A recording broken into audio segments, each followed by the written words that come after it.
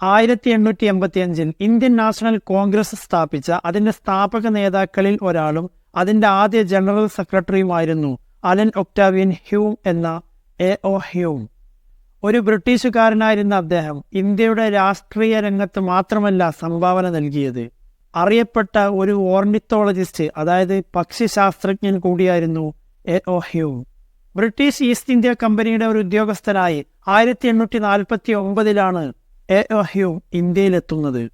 തുടർന്ന് 30-ലേറെ വർഷങ്ങൾ ഇന്ത്യയിൽ ചെലവഴിച്ച അദ്ദേഹം തന്റെ ജോലിയോടൊപ്പം ഇന്ത്യയിലെ പക്ഷികളെപ്പറ്റി അഗാധമായ പഠന നിരീക്ഷണങ്ങൾ നടത്തുകയുണ്ടായി. ഇതിനുവേണ്ടി ഒരുപാട് യാത്രകൾ അദ്ദേഹം ഇന്ത്യയിൽ നടത്തി. 1000-ലേറെ പക്ഷികളുടെ സാമ്പിളുകൾ ശേഖരിച്ചു. 100-ലേറെ പക്ഷികളെ സംബന്ധിച്ച് ആദ്യമായി വിശദീകരണം നൽകിയത് ഹ്യൂമായിരുന്നു.